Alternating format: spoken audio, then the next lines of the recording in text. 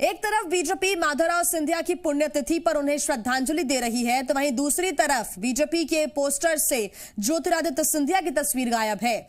दोबारा राष्ट्रीय महासचिव बनाए जाने के बाद पहली बार कैलाश विजयवर्गीय के भोपाल आगमन पर पोस्टर्स लगे हुए हैं, जिसमें से सिंधिया की तस्वीर गायब है। एक तरफ बीजेपी एकजुटता का संदेश दे रही है, तो दूसरी तरफ सिंधिया की तस्वीर गायब है। ऐसे में ये पोस्टर क्या कहता है, ये बड़ा सवाल है। इसके कई अब मायने निकाले जा रहे हैं।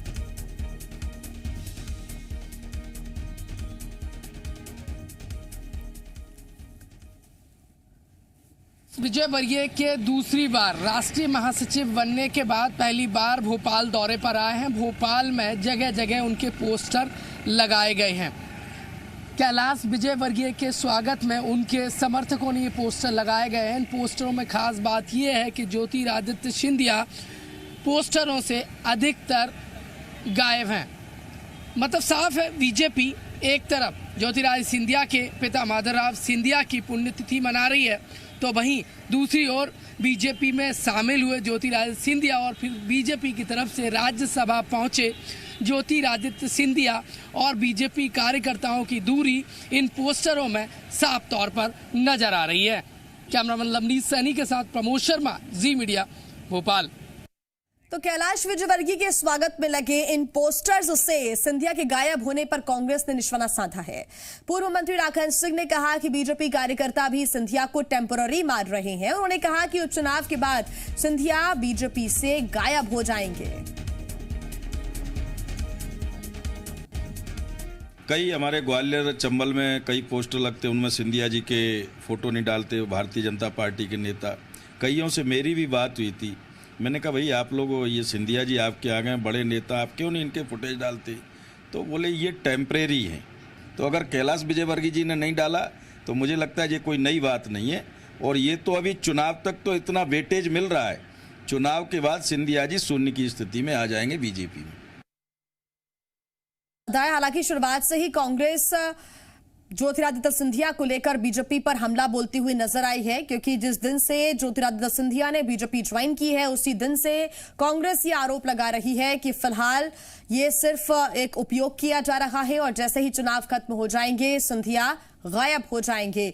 फिलहाल पोस्टर से गायब हुए हैं और जो भोपाल में जगह जगह बैनर पोस्टर्स लगे हैं, इसमें बीजेपी के तमाम दिग्गजों की फोटो है, लेकिन इस पोस्टर में ज्योतिरादित्य सिंधिया की फोटो नहीं है। अब बड़ा सवाल यह है कि आखिर इस पोस्टर के क्या मायने हैं? अगर इसमें ज्योतिरादित्य सिंधिया का फोटो नहीं है तो इससे फिर क्या समझा जाए? अब ये एक बड़ा मुद्दा कांग्रेस को मिल गया है चुनावों के पहले। इसको भुनाने की कोशिश भी कांग्रेस कर रही है और भुनाते हुए तंज कस रही है, चुटकी ले रही है। कांग्रेस ने कहा है कि ये सिर्फ चुनाव तक जितना फुटेज है उतना मिल रहा है, चुनाव जैसे ही खत्म होंगे सिंधिया शून्य हो जाएंगे, यानी कि बीजेपी से गायब हो जाएंगे, क्योंकि सिंधिया सिर्फ बीजेपी में टेम्पररी है। और इसी पर ज्यादा जानकारी के साथ जी मीडिया संवाददाता प्रमोद भोपाल से हमारे साथ जुड़ गए हैं, तो वहीं शैलेंद्र ग्वालियर से हमारे साथ जुड़ गए हैं। प्रमोद, सबसे पहला सवाल आपसे, क्योंकि भोपाल में लगातार जो पोस्टर्स लगे हुए हैं या फिर पहले भी इस तरह की बातें सामने आई हैं कि सिंधिया आखिर इतने टेम्पररी क्यों माने जा रहे हैं, और अब जब कैलाश विजयवर्गीय का फोटो लगाते हुए उनका स्वागत करते हुए पोस्टर्स लगे हैं और इस बैनर पोस्टर में हमने देखा कि तमाम दिग्गजों के फोटो हैं सिवाय ज्योतिरादित्य सिंधिया के। सवाल यही है कि इसके आखिर मायने क्या है?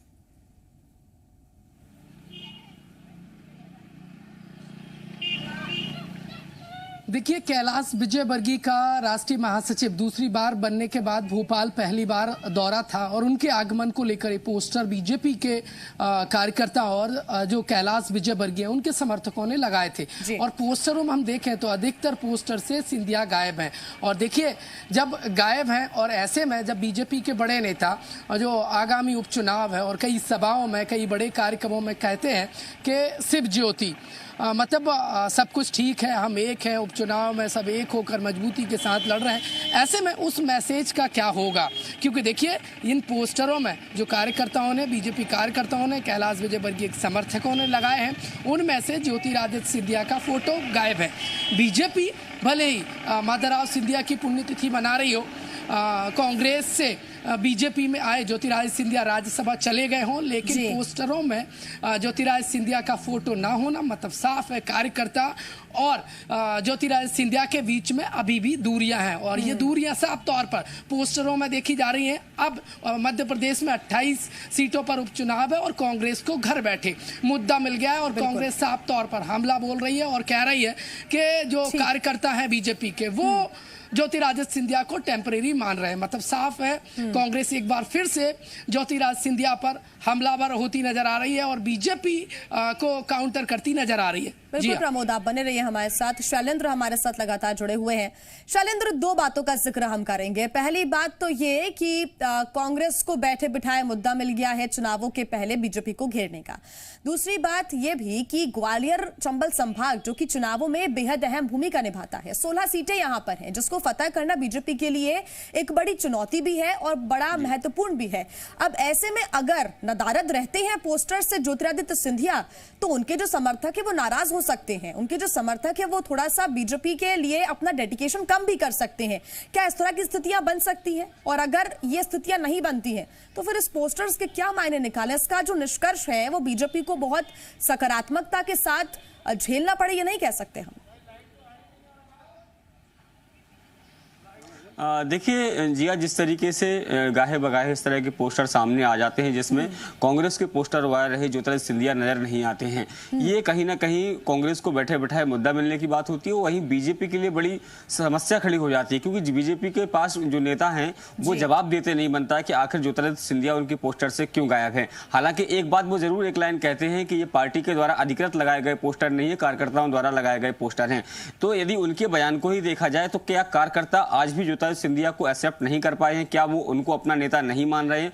यही कारण है कि ग्वालियर चंबल सहित जो पूरे प्रदेश में जिस तरीके से दौरे हो रहे हैं उसके बाद कांग्रेस लगातार हमलावर और कह रही है कि मध्य प्रदेश में अब एक नहीं दो भाजपा हैं। एक भाजपा वो भाजपा जो कि मूल भाजपा के कार्यकर्ता हैं, जिसमें मूल नेता हैं। दूसरी भाजपा वो है जो कांग्रेस से आए हुए नहीं, सिंधिया समर्थक भाजपा। जब सिंधिया समर्थक के लोग पोस्टर लगाते हैं या बात करते हैं, चाहे इमरती देवी की बात करें या प्रद्युम्न की बात करें, तो वो शिवराज से पहले सिंधिया का नाम लेते हैं। लेकिन वही बात अगर जब दूसरे दल के यानी जो बीजेपी के लोग बात करते हैं तो उनके लिए नरेंद्र मोदी, ज्योतिरादित्य सिंधिया तो बाद में आते हैं। पहले नरेंद्र मोदी, शिवराज सिंह, बीडी शर्मा, नरेंद्र सिंह तोमर आते हैं। तो ऐसे में जो प्रायोरिटीज है वो कार्यकर्ताओं की अलग अलग है क्योंकि जो बीजेपी का मूल कार्यकर्ता है उसके लिए कैलाश विजयवर्गीय ज्यादा प्रायोरिटी में है, बीडी शर्मा ज्यादा प्रायोरिटी में है, लेकिन सिंधिया प्रायोरिटी में नहीं है क्योंकि सिंधिया अभी हाल ही में बीजेपी में शामिल हुए हैं और अभी जो घुलना मिलना है वो जारी है। यहाँ के कई जो तमाम बड़े नेता हैं जो यहाँ दौरों पर आते हैं वो खुद इस बात को स्वीकार करते हैं। खुद बीडी शर्मा ने ये कहा था कि अभी अभी आए हैं, थोड़ा सा वक्त बिताएंगे, कार्यकर्ताओं के साथ बैठेंगे, कार्यकर्ताओं से मिलेंगे तो एडजस्ट हो जाएंगे। अभी ऊपर लेवल पर सब कुछ ठीक है, कुछ कार्यकर्ताओं के मन में कभी कभी ऐसा आ जाता है कि वो उनके साथ नहीं है। एक बात और भी है कि जिस तरीके से जो उपचुनाव शुरू हुए हैं, इसमें जो संभावित प्रत्याशी हैं वो जब चुनाव प्रचार करने निकल रहे हैं तो उनके साथ कांग्रेस छोड़कर बीजेपी में आए कार्यकर्ता ज्यादा नजर आते हैं। बीजेपी का जो मूल कार्यकर्ता उस विधानसभा क्षेत्र का वो कहीं ना कहीं उनके साथ जाने से कतरा रहा है। वो पार्टी की बैठक में आता है क्योंकि पार्टी ने उन्हें बुलाया है, लेकिन कहीं ना कहीं जब वो प्रचार प्रसार के लिए गलियों में निकलते हैं तो वो नहीं आते हैं। कमोबेश ये हालत हमने कुछ दिन पहले जो ग्वालियर विधानसभा क्षेत्र की एक रैली हुई थी उसमें देखा था कि जब उसमें जयभान सिंह पवैया भी शामिल हुए थे और यही कारण है कि कांग्रेस से आए लोग कम दिख रहे थे और बीजेपी के मूल लोग ज्यादा थे। इसके पीछे कहीं ना कहीं कारण यही था कि उस रैली में प्रद्युम्न सिंह तोमर के साथ जयभान सिंह पवैया भी मौजूद थे। तो जो जिस तरीके से ज्योतिरादित्य सिंधिया भले ही बीजेपी में आ गए हो, एक लंबा अरसा बीत गया हो, प्रमोद जैसा बता रहे हैं कि उनको राज्यसभा भेज दिया गया हो, उनके समर्थकों को मंत्री भी बना दिया गया हो, सब कुछ बात है, लेकिन जो बीजेपी का मूल कार्यकर्ता है, जो जमीनी कार्यकर्ता है, वो अभी उन्हें अपना नेता मानने को तैयार नहीं है। हालांकि ये बात सही है कि अभी बहुत कम समय हुआ है, आने वाला वक्त जो है वो जब जैसे जैसे बीतेगा वो जनता के बीच जाएंगे, लोगों से बात करेंगे तो कहीं ना कहीं उनका जो स्वीकार्यता है वो धीरे धीरे बढ़ जाएगी। लेकिन कहीं ना कहीं ये सारी चीजें जो हैं वो बीजेपी के लिए मुश्किल भरी हो जाती है क्योंकि बीजेपी आखिर ऐसे में जवाब देने की स्थिति में नहीं बचती है और कहीं ना कहीं कार्यकर्ताओं का जो सामंजस्य है वो नहीं है। इस तरह की चीजें भी सामने आ जाती हैं और इसी को लेकर कांग्रेस जो है वो उन पर लगातार निशाना साधना शुरू कर देती है। बिल्कुल शैलेंद्र, आप बने रहिए हमारे साथ, आगे आपसे अपडेट सब लेंगे। प्रमोद, आप भी हमारे साथ बने रहिए। तो वहीं पूर्व केंद्रीय मंत्री और कांग्रेस के दिग्गज नेता माधवराव सिंधिया की आज पुण्यतिथि है। पहले कांग्रेस हर साल उन्हें श्रद्धांजलि देने के लिए कार्यक्रम का आयोजन करती थी, लेकिन इस बार मौका अलग है। माधवराव सिंधिया के बेटे यानी कि ज्योतिरादित्य सिंधिया बीजेपी में शामिल हो गए हैं और इसलिए बीजेपी भी माधवराव सिंधिया को अपनी बपौती समझ रही है। बीजेपी नेताओं ने इंदौर में माधवराव सिंधिया को सच्चा जनसेवक बताते हुए माल्यार्पण किया, तो वहीं कांग्रेस ने बीजेपी को दोहरा चरित्र बताते हुए सिलावट पर निशाना साधा। तो वहीं ग्वालियर में कांग्रेस नेताओं ने प्रभात फेरी निकालते हुए महल गेट पर माधवराव सिंधिया की प्रतिमा पर माल्यार्पण किया। बीजेपी आज शाम को माधवराव सिंधिया की छतरी पर भजन संध्या का आयोजन भी करेगी।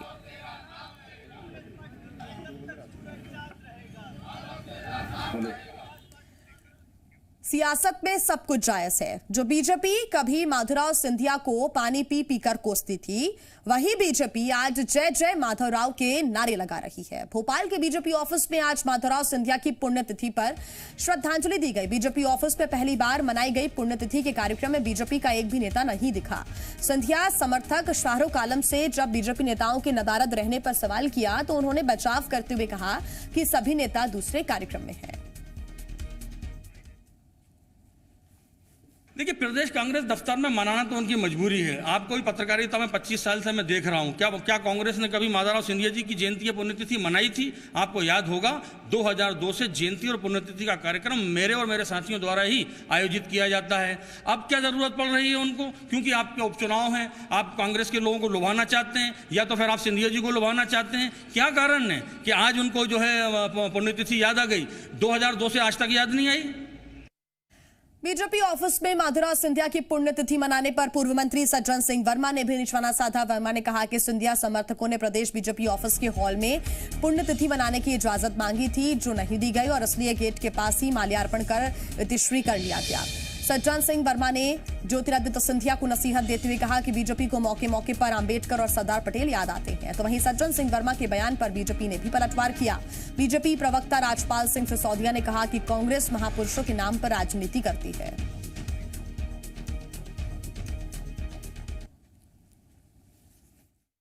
भारतीय जनता पार्टी के मध्य प्रदेश के भोपाल स्थित दफ्तर में स्वर्गीय माधवराव जी की पुण्यतिथि बनाई गई, लेकिन जो प्रमुख कमरा है वहाँ स्थान नहीं देके एक छोटे से कमरे में एक छोटा सा चित्र लगा के आँख के किरकिरी ज्योतिरादित्य सिंधिया बन गए इनके। चाहे नरेंद्र सिंह तोमर हो, नरोत्तम मिश्रा हो, शिवराज चौहान हो, तो ये उनके परिवार को महिमा मंडित होने देना नहीं चाहेंगे। मेरा ये कहना है कि माधवराव सिंधिया एक शख्सियत इस मध्य प्रदेश और भारत की राजनीति में रहा है। मना रहे हो तो बिल्कुल मन से, पवित्र मन से मनाओ। नहीं मना रहे हो पुण्यतिथि तो काय को ढोंग धतूरा करते हो? ज्योतिरादित्य सिंधिया को समझ लेना चाहिए। देखो, महापुरुषों के नाम पर और राजनीति करना ये कांग्रेस का पुराना पेतरा रहा है, पर अब जनता ये समझ चुकी है कि महापुरुष किसी एक राजनीतिक दल की विरासत नहीं होते। महापुरुष संपूर्ण समाज के लिए अग्रणी भूमिका में रहते हैं। माधवराव सिंधिया की पुण्यतिथि को लेकर सियासत भी शुरू हो गई है। केंद्रीय मंत्री संजय धोत्रे समेत कई बीजेपी नेताओं ने छतरी पहुंचकर माधवराव सिंधिया को श्रद्धांजलि दी और इस मौके पर बीजेपी नेताओं ने कहा कि माधवराव सिंधिया समाज के लिए आदर्श हैं और बीजेपी हर आदर्श व्यक्ति का सम्मान करती है। इस बार कांग्रेस ने छतरी से दूरी बनाई, जिस पर भी बीजेपी ने निशाना साधा। बीजेपी के आरोपों का पलटवार करते हुए कांग्रेस ने कहा कि भारतीय जनता पार्टी माधवराव सिंधिया के बारे में क्या सोचती है सबको पता है।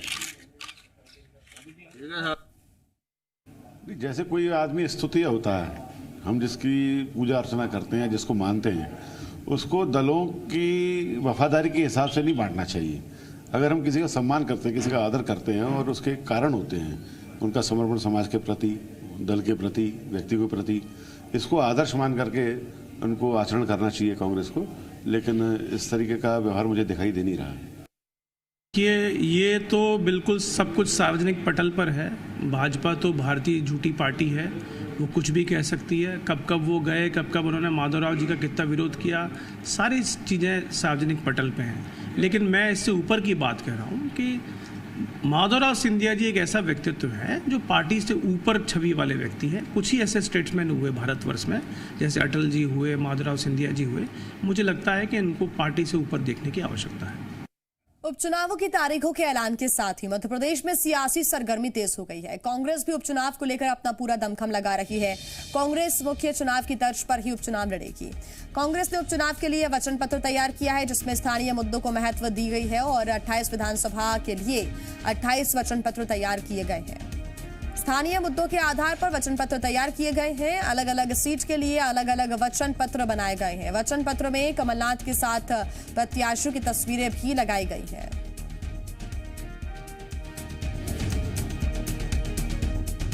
और इसी पर ज्यादा जानकारी के साथ जी मीडिया संवाददाता भोपाल से प्रमोद हमारे साथ जुड़े हुए हैं, शैलेंद्र ग्वालियर से हमारे साथ जुड़े हुए हैं।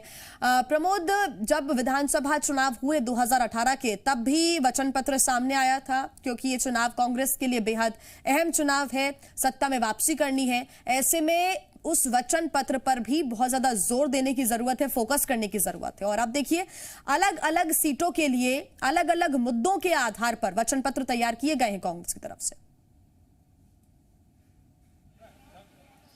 बिल्कुल, देखिए जिया, कांग्रेस के लिए ये बेहद अहम चुनाव है, उपचुनाव है, क्योंकि देखिए यदि सत्ता में वापसी करनी है तो उपचुनाव की जो सीटें हैं वो जीतनी होगी। और इसके लिए देखिए जो स्थानीय मुद्दे हैं वो बेहद अहम है, क्योंकि देखिए कांग्रेस ने सर्वे कराया था और सर्वे के आधार पर जो 28 सीटों पर उपचुनाव होना है वहां पर अलग अलग वचन पत्र जारी किया गया है। और वचन पत्र में साफ तौर पर देखिए तस्वीरें देखी जा सकती है। ऊपर कमलनाथ और जो प्रत्याशी, स्थानीय प्रत्याशी, उनकी तस्वीरें लगी हुई हैं। और बेहद अहम यह है कि इस बार जो 28 उपचुनाव वाली सीटें हैं वहां पर अलग अलग वचन पत्र तैयार किया गया है। स्थानीय मुद्दों को जगह दी गई है, जो सर्वे में जो मुद्दे सामने आए थे, ताकि देखिए जनता और जो मतदाता है वो कांग्रेस के पक्ष में बने रहे। उनको लुभाने के लिए जो स्थानीय मुद्दे हैं उनको जगह दी गई है, क्योंकि देखिए कांग्रेस चाहती है कि जो मुद्दे हैं उनके सहारे इस उपचुनाव में कांग्रेस की बेहतरीनी पार लगे और जो जनता है वो हाथ के साथ बनी रहे। बिल्कुल प्रमोद, आप हमारे साथ बने रहिए। शैलेंद्र भी लगातार हमारे साथ जुड़े हुए हैं। शैलेंद्र, ग्वालियर चंबल संभाग की अगर हम बात करें, वचन पत्र कांग्रेस का क्योंकि सामने आया है,